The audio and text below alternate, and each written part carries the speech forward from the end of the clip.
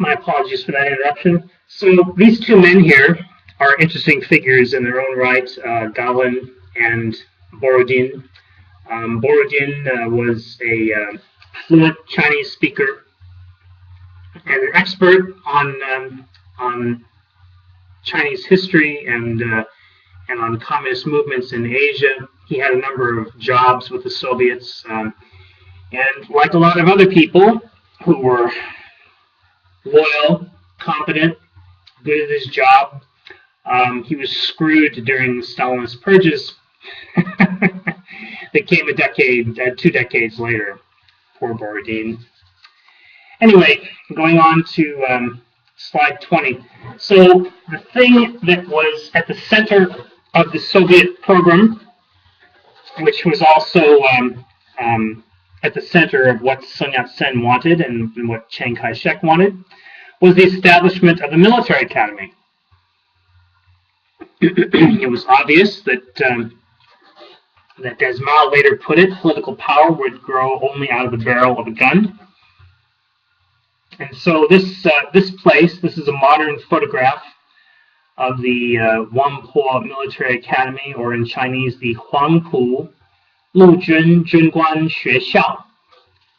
You're reading that, if you're a Chinese language student, you're reading from the right to the left there. And of course, those are fan ti zi, those are full form characters.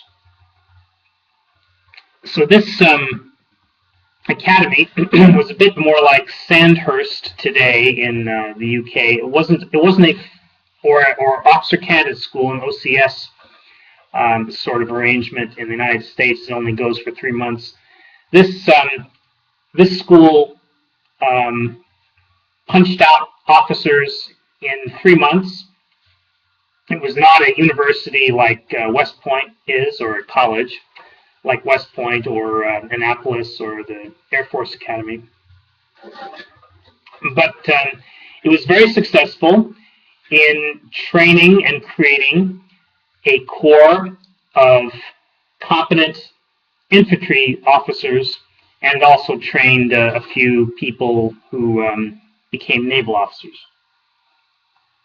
The graduates became known rather generally as the Whampoa clique, and that really applied to the people in the KMT who were loyal to Chiang Kai-shek, not to the many other people who became loyal to somebody else, including the Communist Party. There is a successor in Taiwan, where is it now? Tainan, I think, in southern Taiwan, that is a 4-year college that does the same thing, except it's more like West Point than the original Whampoa Military Academy. And so these graduates were formed into military units that helped to drive unfriendly warlords out of the area. You had, in other words, entire companies of Whampoa cadets who would be issued firearms and would drill in infantry tactics and then go out and fight people. Sort of a far cry from ROTC today. And the idea here was that these military units that were initially formed would be the core of the army, and as the army eventually undertook their northern expedition, they would bring other people on board, either recruits from villages that they passed through, or people from warlord armies they conquered, and these people would be folded into the nationalist forces, and the Whampoa graduates, the Huangpu graduates, would become the officers of the new units formed out of those recruits. And indeed, that's exactly how it worked, and it worked very well for quite a while. Let's go on to slide 21. So in the meantime, there was increasing anger at the Western powers because of Versailles, that we just talked about a little while ago, and because of the increasing presence of the colonial powers and the way they ran things. And there were and there was increasing, I wouldn't call it desperation, but higher expectations after Sun Yat-sen's death, and that everybody knew that the Kuomintang was training a force in southern China. People wanted to see action. They wanted to get rid of the foreign powers. There was an increasing feeling that it was time for them to go. But they weren't going to go. They were making money. There was no Western government that was going to just withdraw their nationals and demand that their businesses leave China on principle. That simply wasn't going to happen. It's just not the way things work, obviously. And in the Western press, of course, on the other side of this now, amongst the Western powers, there was this very strong idea that there was a red scourge spreading through Asia, that it was hostile to capitalism, hostile to the West. If we allow this red scourge to spread through Asia, then it'll be difficult for us to continue to exist as nations. We'll be challenged on our very own home turf, this sort of thing. And many people thought that every demonstration that ever occurred was the result of Bolshevik agitation, communist organizing. Some of them were. But the problem with this outlook was that it wasn't entirely true.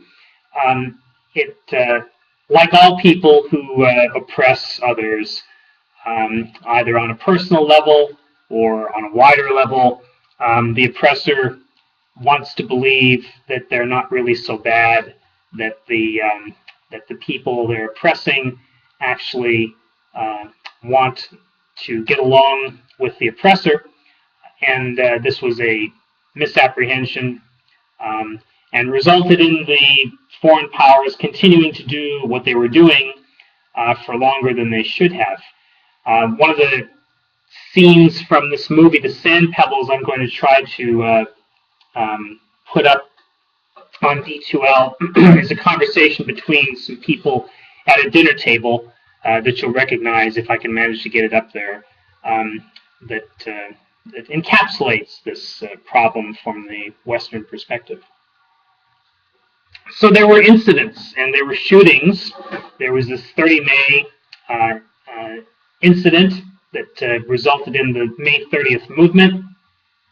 And the May 30th movement, the entire idea of it was that foreign powers should quit China.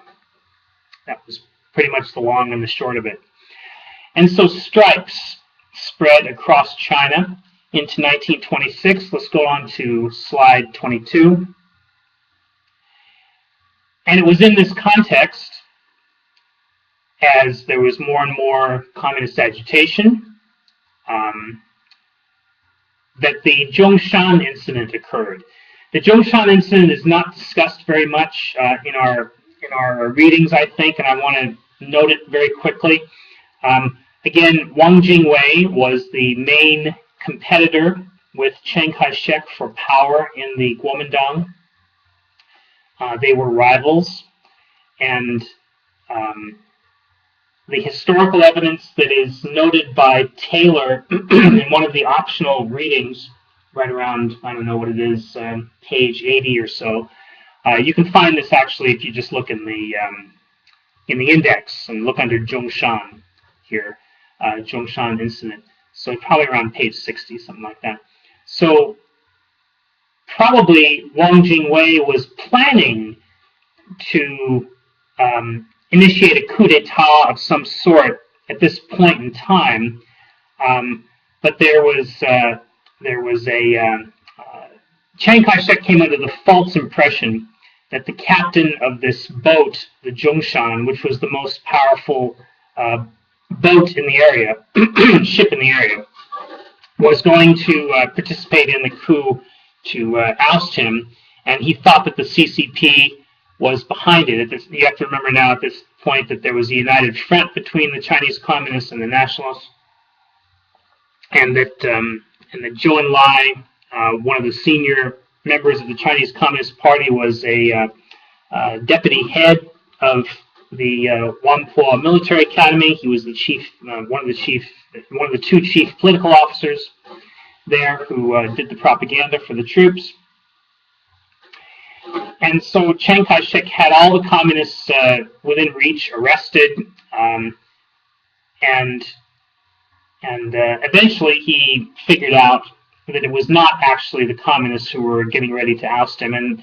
And Taylor's examination of Russian archives indicates that's really true. The Russians were not planning anything of the sort at the time.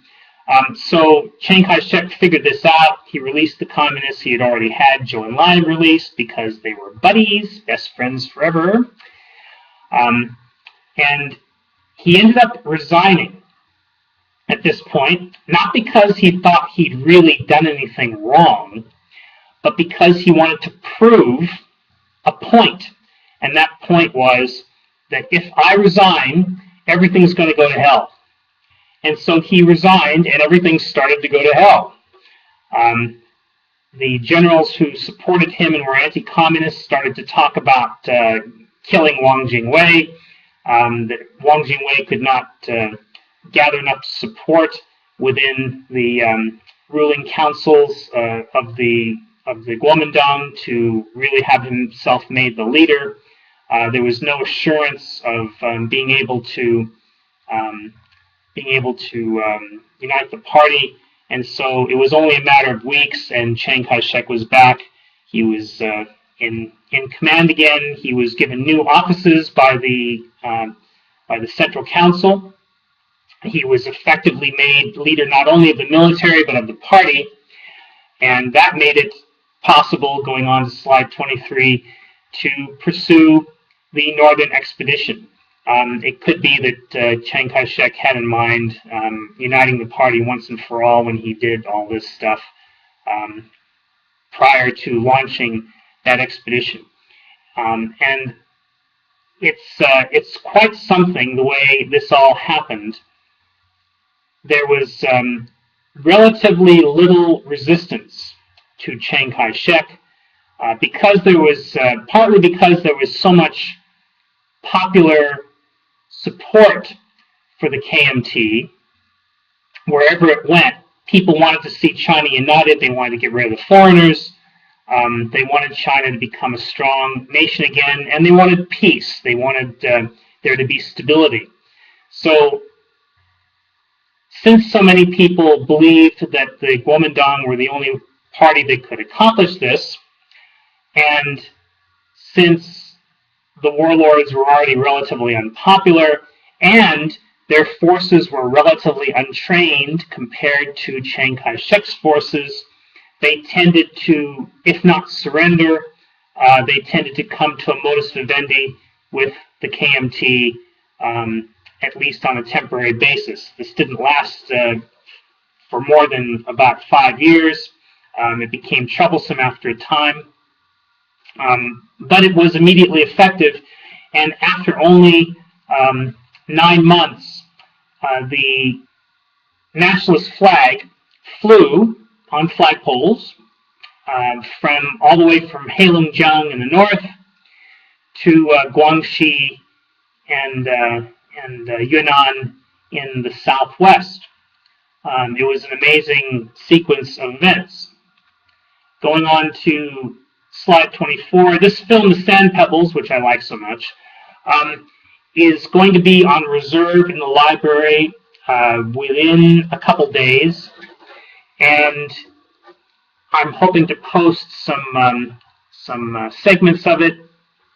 But one of the things I like about it is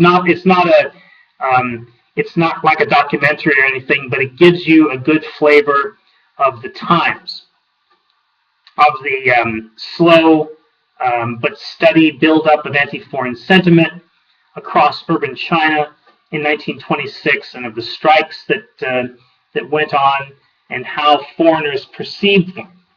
And as well, there's a point in the film where the Nanking incident of March 1927 is accurately noted, and so this is why I think it's a valuable film to watch. Let's go on now to slide 25. So Chiang Kai-shek came to the conclusion, because there was so much fear of the communists, that one way he could gain the foreign support that he knew he needed in order to resist Japan was by getting rid of the communists. But this wasn't the only reason. You can see in one of the optional readings in Taylor that there's ample historical evidence that Wang Jingwei, again, was in cahoots with the people on that were the KMT left under Wang Jingwei, who were loyal to Wang Jingwei, were interested in uniting with the communists to get rid of Chiang Kai-shek. They were concerned that he was becoming too powerful, and indeed, people of prominence, including Song Ching-ling, who had been the wife of she was the widow of Sun Yat-sen, thought this, and many other people thought this as well. The Nanjing incident brought things to a head because the units that entered Nanjing during the Northern Expedition and began to kill foreigners because they were foreigners were under the command of communist officers. And so Chiang Kai-shek realized that if he didn't unass himself from the communists, that not only would the Western powers become even more hostile toward him, but he was risking the communists eventually carrying out a coup d'état against him. And so on the 6th of April, 1927, he came to the conclusion in a meeting with his closest advisors that he should go ahead and do this to purge the communists, and did so on the 12th of April after his forces had entered Shanghai.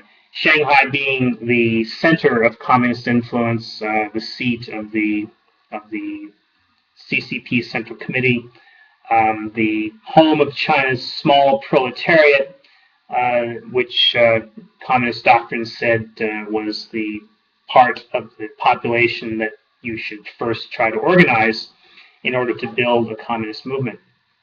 At the same time, Jiang Zuolin in the north, a couple weeks later, invaded the Soviet embassy. He did so, very interestingly, in connivance with US and UK military attachés. They had some Russian linguists on staff, and they were on hand to go through all the documents that could be harvested from the Soviet embassy, that were eventually translated into Chinese with the help of those American and UK military attachés and their staffs, and turned over to the KMT through Jiang Zuolin.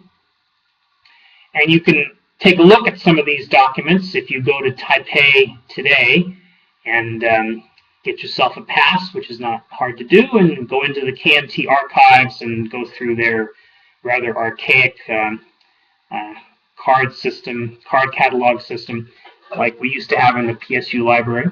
I'm sure it'll eventually be digitized. And you can take a look at some of these documents that are the Chinese language translations of the Russian documents taken from that embassy at that time. As I mentioned, the leader, Li Dazhao, the former general secretary of the party, was strangled, along with several other communists who had taken refuge in the embassy. We will stop here for this first lecture of week 2 and go on to part 2 in the next recording.